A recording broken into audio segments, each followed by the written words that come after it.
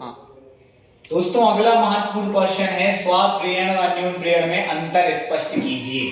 तो पहले आप समझ लो कि स्वाप्रेरण होता क्या है। देखो होता क्या है कि अपन को स्वाप्रेरण में एक कुंडली होती है अपने पास और अपन इसमें प्रवाहित करते हैं धारा।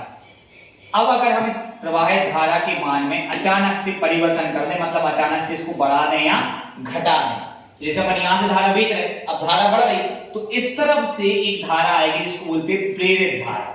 वो नहीं चाहती कि धारा बढ़े, ठीक है। तो ये हो गया स्वाप्रेरण।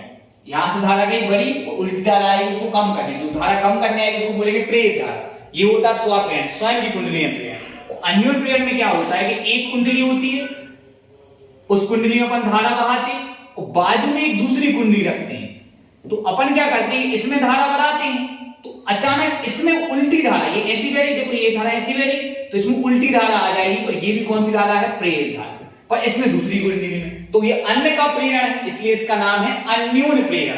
तो स्वाप्रेरण में खुद में एक कुंडली होती है और अन्योन प्रेरण में पास रखी दूसरी कुंडली में, वो दोनों बार आपको धारा में क्या करना है, परिवर्तन। अब समझते हैं अंतर। किसी कुंडली में से प्रवाहित धारा के मान में एकाएक परिवर्तन करने पर उस कुंडली में क्या उत्पन्न हो जाती है, प्रेरित धारा, और इसी को उत्पन्न हो जाने की घटना को अपन क्या कहते हैं, स्वाप्रेरण। किसी कुंडली में प्रवाहित धारा के मान में परिवर्तन करने पर निकट रखी किसी दूसरी कुंडली में प्रेरित धारा उत्पन्न हो जाने की घटना को अन्योन प्रेरण कहते हैं। चलिए इसको बड़ा करते थोड़ा समझा तो दिया ही है मैंने। अब स्वाप्रेरण की घटना के लिए कितनी कुंडली चाहिए, एक कुंडली। अभी मैंने आपको दिखाया है, ये देखिए ये एक कुंडली चाहिए अपन को स्वाप्रेरण घटना है।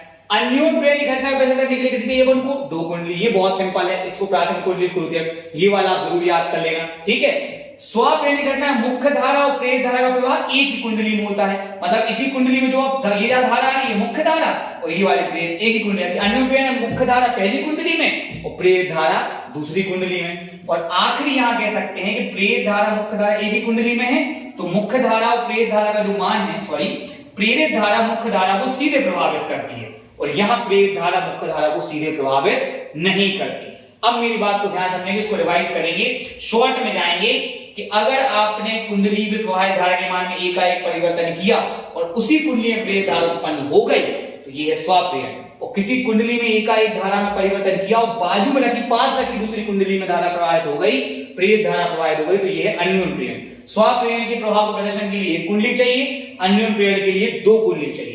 इसमें प्रेरित धारा मुख्य धारा एक ही कुंडली में बहती है, इसमें अलग अलग कुंडली बहती है। इसमें प्रेरित धारा मुख्य धारा को सीधे प्रभावित करती है, इसमें प्रेरित धारा मुख्य धारा को सीधे प्रभावित नहीं करती। अब आप बड़े तौर पे लिखने के लिए, स्क्रीनशॉट लेने के लिए आप इसका चाहे तो स्क्रीनशॉट ले सकते हैं, ये पूरा बड़े में है।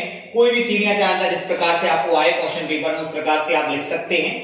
इसके बाद एक और क्वेश्चन दोस्तों बच्चे हमसे पूछ रहे हैं, मीटर सेतु का नामांकित चित्र बनाइए और किस सिद्धांत में कार्य करता है। तो नामांकित चित्र आपके सामने है, आप इसको घर पे बना के प्रैक्टिस कर सकते हैं। बहरहाल मेरा तो ऐसा मानना है कि सिलेबस से अलग हो गया था ये, पर अब चूंकि वहां पे किरचॉफ के नियम के प्रयोग अलग हुए तो शायद ये है तो प्रयोग ही, पर शायद ये अलग ना किया गया, इसलिए अपन बोर्ड्स के पेपर देखते हैं। अब देखा आज पेपर में आता है नहीं।